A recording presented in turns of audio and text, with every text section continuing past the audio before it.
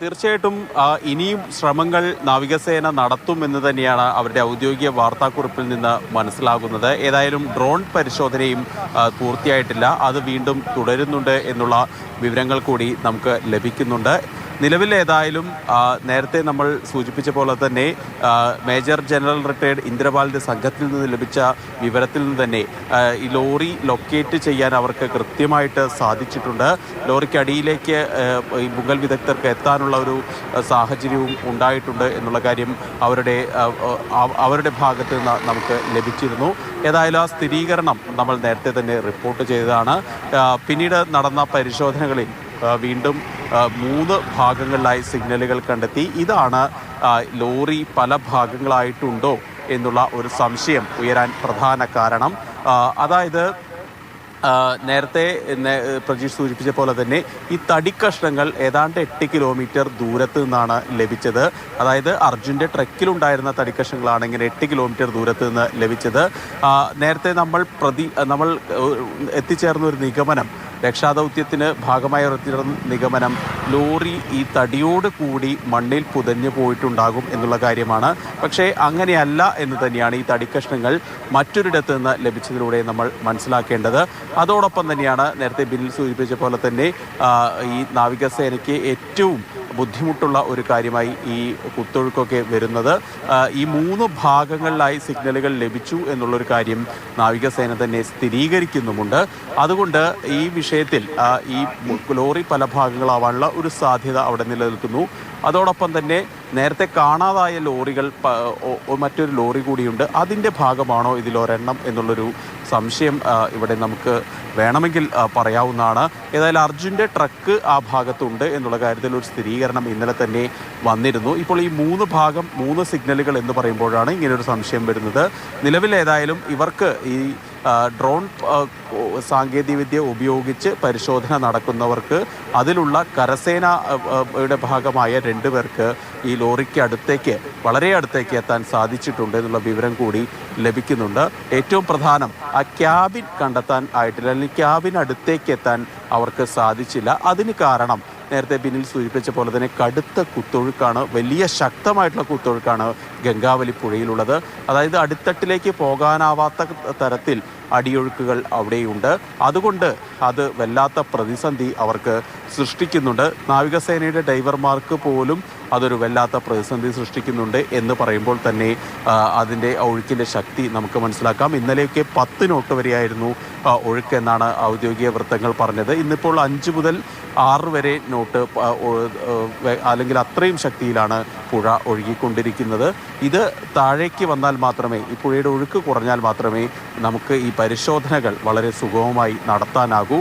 ഏതായാലും അത്തരത്തിലുള്ള ശരിയതാണ് K V Sreedharan പറയുന്നതുപോലെ തന്നെ ഒരുപാട് വെല്ലുവിളികൾ ഈ ദൗത്യത്തെ സംബന്ധിച്ചോളം അവസാന ഘട്ടത്തിലേക്ക്, നിർണായക ഘട്ടത്തിലേക്ക് നമ്മൾ എത്തുന്നു എന്ന് പറയുമ്പോഴും പ്രതിസന്ധികൾ അനവധിയാണ്. അതിൽ വളരെ പ്രധാനപ്പെട്ടത് ഈ പറയുന്ന കുത്തൊഴുക്കാണ്. ഒഴുക്ക് തന്നെയാണ് പ്രധാനപ്പെട്ട പ്രതിസന്ധിയായി മാറുന്നത്. ബിന്നിലേക്ക് ഒരിക്കൽ കൂടി പോവുകയാണ്. ബിന്നിൽ, നേരത്തെ നാവികസേന പറഞ്ഞതുപോലെ അതിൽ വിവരിച്ചത് നമുക്കറിയാം, ഇന്നിപ്പോൾ 100 കിലോയോളം ഒരു ഒബ്ജക്റ്റ് അല്ലെങ്കിൽ ഒരു പാറകഷ്ണമോ അല്ലെ ആ തരത്തിലുള്ള ഒരു വസ്തു ഇറക്കുമ്പോൾ പോലും അതിനെയും കുത്തിയൊലിച്ച് മാറ്റുകയാണ്. അതായത് വടവൃക്ഷങ്ങൾ പോലും നമുക്കറിയാം എത്രത്തോളം ഒഴുക്കാണെങ്കിൽ ആ വൃക്ഷങ്ങളൊക്കെ കൊണ്ടുവന്ന് ഒഴുക്കി കളയുന്നതൊക്കെ നമ്മുടെ മനസ്സിലുണ്ട്. ഇത്തരം വെള്ളപ്പൊക്കമൊക്കെ പ്രളയകാലത്തൊക്കെ നമ്മൾ കണ്ടിട്ടുള്ളതാണ്. അപ്പോൾ ഈ പുഴയുടെ ഒരു ശാന്തതയ്ക്ക് വേണ്ടി കാത്തിരിക്കുക എന്ന ഒരു സമീപനം തന്നെയാണ് ഇപ്പോൾ ചെയ്യാനുള്ളത്. കാരണം 5 മുതൽ 6 നോട്ട്സാണ്. അപ്പോൾ അത് കഴിഞ്ഞ ദിവസത്തെക്കാളും കുറഞ്ഞിട്ടുണ്ട്. അപ്പോൾ കുറഞ്ഞു വരട്ടെ. മാത്രമല്ല മഴയ്ക്ക് ഒരു ശമനം കൂടിയുണ്ട്. അപ്പോൾ ഈ ദിവസം വളരെ നിർണായകമാണോ? ഇനിയിപ്പോൾ 2 മണിക്കൂർ, 2-2.5 മണിക്കൂർ മാത്രമേ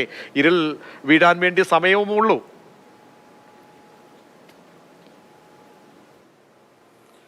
പ്രജീഷ്, നമ്മളിപ്പോൾ കാണിക്കുന്ന ദൃശ്യം വളരെ പ്രധാനപ്പെട്ടതാണ്. ആ ദൃശ്യത്തിൽ നിന്ന് തന്നെ അവിടുത്തെ ഒഴുക്ക് എത്രമാത്രമാണ് എന്നത് മനസ്സിലാക്കും. കാരണം അല്പം മുമ്പ് നാവികസേന അവരുടെ സ്പീഡ് ബോട്ടിൽ അവിടെ എത്തി ആ സ്പീഡ് ബോട്ടിന്റെ എഞ്ചിൻ ഓഫ് ചെയ്ത് നോക്കുന്നതാണ് നമ്മൾ കാണുന്നത്. ആ എഞ്ചിൻ ഓഫ് ചെയ്യുമ്പോൾ എത്രമാത്രമാണ് ആ സ്പീഡ് ബോട്ട് അവിടെ നിന്ന് ഒഴുകി പോകുന്നതെന്ന് മനസ്സിലാകും. ആ ഒഴുക്കാണ് അവർ അളക്കുന്നത്. അതിൽ നിന്നാണ് അവിടെയുള്ള എത്രമാത്രം വലിയ സ്പീഡിലാണ് ആ വെള്ളം ഒഴുകിപ്പോകുന്നതെന്ന് അവർ കണക്കാക്കുന്നത്. അതായത് നാവികസേനയുടെ ആ സ്പീഡ് ബോട്ടിന് ആ എഞ്ചിൻ ഓഫ് ചെയ്താൽ ഒരു നിമിഷം പോലും അവിടെ നിൽക്കാൻ കഴിയില്ല. ആ ബോട്ട് അങ്ങനെ തന്നെ വളരെ വേഗത്തിൽ ഈ കടലിലേക്ക് കടലിൻ്റെ ഭാഗത്തേക്ക് ഒലിച്ചു പോകുന്ന ഇതാണ് നമുക്ക് ആ ദൃശ്യങ്ങളിൽ കാണാൻ കഴിയുന്നത്. അതാണ് ആ ഗംഗാവാലി പുഴയുടെ ഇന്നത്തെ ഏറ്റവും വലിയ കാഴ്ച എന്നത്. ആ സംഭവമാണ് അവർക്ക് നാവികസേനയുടെ മുങ്ങൽ വിദഗ്ധർക്ക് അവിടെ ഇറങ്ങുന്നതിനുള്ള ഏറ്റവും വലിയ തടസ്സമായിട്ടുള്ളത്. അതോടൊപ്പം തന്നെ കഴിഞ്ഞ ദിവസങ്ങളിൽ അവർ 100 കിലോ ഭാരമാണ് വടത്തിൽ കെട്ടി താഴേക്ക് ഇറക്കാൻ ശ്രമിച്ചതെങ്കിൽ ഇന്നവർ അതിലും കൂടുതൽ ഭാരം ആ വടത്തിൽ കെട്ടി താഴേക്ക് ഇറക്കാൻ ശ്രമിച്ചു. കാരണം ആ ലോറി കിടക്കുന്ന സ്ഥലം അത് ഏകദേശം അവർ കണ്ടെത്തി കഴിഞ്ഞു. അതുകൊണ്ട് അങ്ങോട്ടേക്ക് ഇറങ്ങുക ആ ഒരൊറ്റ കാര്യം മാത്രമേ ബാക്കിയുള്ളൂ. അതിനുവേണ്ടി എല്ലാ ശ്രമങ്ങളും അവർ നടത്തി. പക്ഷെ ഇന്നും ആ കൂടുതൽ ഭാരം കെട്ടിയിറക്കിയിട്ടും ആ വടം ഒഴുകി മാറുകയാണ്. ഈ വടം കെട്ടിയിറക്കുന്നതിലൂടെ അവർ ഉദ്ദേശിക്കുന്നത് ആ സ്പീഡ് ബോട്ട് ലോറി കിടക്കുന്നു എന്ന് സംശയിക്കുന്ന ആ ഭാഗത്തിന് തൊട്ട് മുകളിൽ എത്തിക്കും. അവിടെ നിന്ന് നേരെ ഈ വടത്തിൽ ആ ഭാരം കെട്ടി താഴേക്ക് ഇറക്കും. ആ വടം സ്ട്രെയിറ്റായി താഴേക്ക് നിന്ന് കഴിഞ്ഞാൽ അതുവഴി അവർക്ക് മുങ്ങൽ വിദഗ്ധരെ താഴേക്ക് എത്തിക്കാൻ കഴിയും. അങ്ങനെ താഴേക്ക് എത്തിക്കാനുള്ള ഒരു ശ്രമം പോലും അവിടെ നടത്തുകയാണ്. പക്ഷേ അതൊന്നും തന്നെ വിജയിക്കുന്നില്ല. ആ ദൃശ്യങ്ങളാണ് നമുക്കിപ്പോൾ കാണാൻ കഴിയുന്നത്. നമ്മുടെ സ്ക്രീനിൽ കാണുന്നത് ആ നാവികസേനയുടെ ബോട്ട് പിന്നോട്ടൊഴുകി പോകുന്നതാണ്. അങ്ങനെ അത്രമാത്രം വലിയ ഒഴുക്കാണ് ആ പുഴയുടെ മേൽത്തട്ടിലുള്ളത്. അതിനേക്കാൾ വലിയ ഒഴുക്കായിരിക്കും അടിത്തട്ടിൽ ഉണ്ടാകുന്നത്. അതാണ് നാവികസേനയുടെ മുങ്ങൽ വിദഗ്ധർക്ക് വിവരങ്ങൾ നൽകിയത്. സേനയുമായി ബന്ധപ്പെട്ട വിവരങ്ങളാണ് ആധികാരികമായി ബിനിൽ നൽകിക്കൊണ്ടിരിക്കുന്നത്. കാരണം സേനയെ സംബന്ധിച്ചോളം നമ്മുടെ സേനാ സംവിധാനങ്ങൾ അത്രത്തോളം വളരെ ശക്തമാണ്. എല്ലാ എക്യുപ്മെന്റ്സും സേനയ്ക്കുണ്ട്.